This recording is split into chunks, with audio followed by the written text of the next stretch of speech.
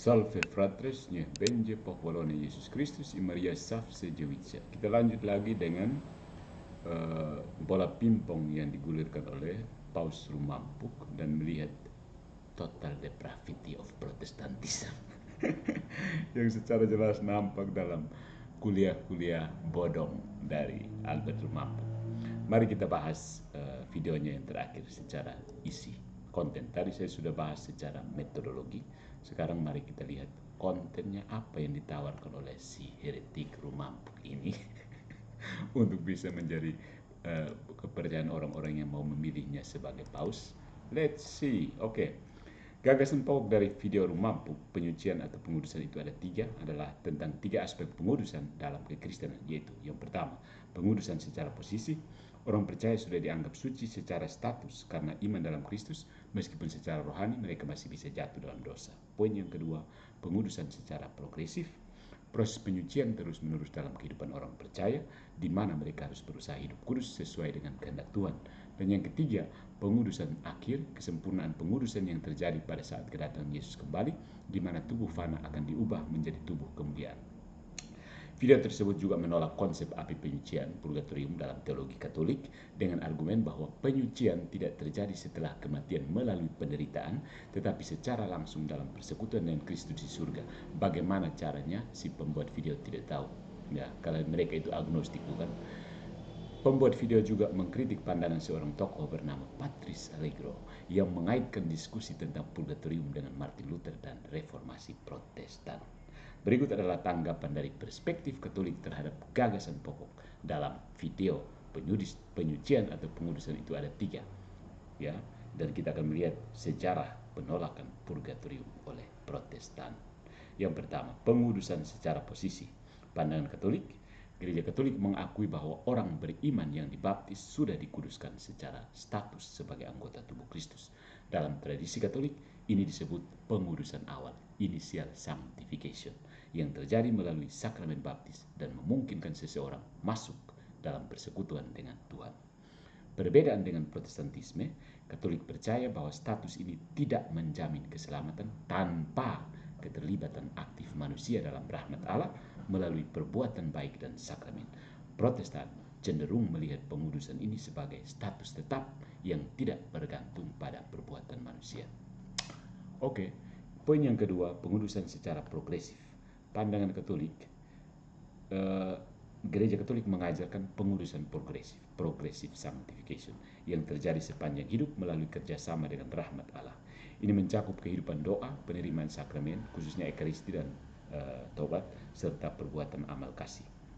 Kesamaan dengan Protestantisme, baik Katolik maupun Protestan sepakat bahwa kehidupan orang beriman harus terus diperbarui dalam kekudusan. Namun, orang Protestan itu menekankan sola fide, iman saja, inovasi abad ke-16 ini. Sementara Katolik menekankan iman yang diwujudkan dalam perbuatan sesuai dengan Yakobus bab 2 ayat 24. Dan yang ketiga, pengudusan akhir. Pandangan Katolik adalah bahwa pengudusan akhir atau final sanctification terjadi setelah kematian ketika seseorang masuk dalam persekutuan penuh dengan Allah di surga. Namun Gereja Katolik mengajarkan bahwa tidak semua orang langsung masuk surga setelah meninggal, karena ada yang masih perlu dimurnikan dari dosa ringan atau akibat dosa sebelum masuk dalam hadirat Allah yang kudus. Akibat dosa itu harus dimurnikan dulu. Ada akibat kan dosa itu. Ya. Perbedaan dengan Protestantisme adalah bahwa orang Protestan seperti Rumampuk menolak gagasan ini dan percaya bahwa keselamatan langsung terjadi setelah kematian bagi orang percaya. Simsalabim, begitu tubuh terpisah dari jiwa, entah bagaimana caranya, Albert Rumampuk langsung menjadi suci dan melenggang masuk ke surga untuk tiba di sana dan parkir doang. Karena ternyata total depravity.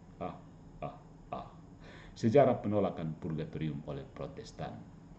Konsep purgatorium ini berakar dalam ajaran gereja awal dan berkembang dalam tradisi Katolik berdasarkan kitab suci dan ajaran Bapak Gereja. Namun pada abad ke-16, reformasi Protestan menolak doktrin ini. Ada alasan historis penolakannya. Martin Luther dan reformasi 1517. Dia menentang doktrin purgatorium terutama karena penyalahgunaan penjualan indulgensi yang dianggap sebagai cara membeli pengampunan dosa bagi jiwa-jiwa di api penyucian.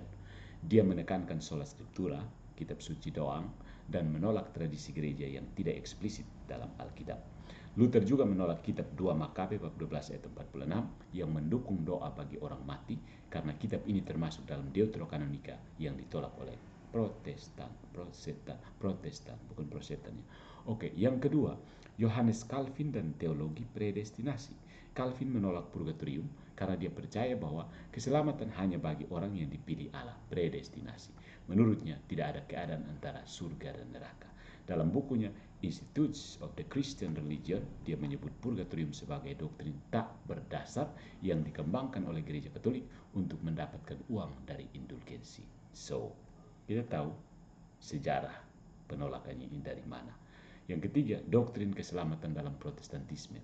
Reformator Protestan seperti Luther, Calvin, Zwingli, a.k.a. Theo Quek, mengajarkan bahwa keselamatan adalah anugerah Allah sepenuhnya yang tidak tergantung pada proses pemurnian setelah kematian. Konsep purgatorium dianggap bertentangan dengan kepastian keselamatan karena Protestan percaya bahwa orang yang beriman langsung masuk surga tanpa perlu pemurnian lebih lanjut. Percaya diri sekali kalian ya, Protestan ya, bukan Protestan. Jadi kesimpulannya saudara-saudariku, pandangan Katolik mengenai pengudusan sejalan dalam beberapa aspek dengan ajaran Protestan, tetapi berbeda dalam hal peran sakramen dan pemurnian setelah kematian. Konsep purgatorium bukan sekedar akal-akalan, tetapi berakar dalam kitab suci dan tradisi gereja. Penolakannya oleh Protestan dan yang sekarang dibela-bela oleh Rumampuk lebih berkaitan dengan perbedaan pandangan tentang keselamatan dan penolakan terhadap otoritas gereja Katolik. That's it, wahai Paus Rumampuk. Bagaimana, apakah Anda sudah lulus menjadi Paus? I don't buy your opinion, bro.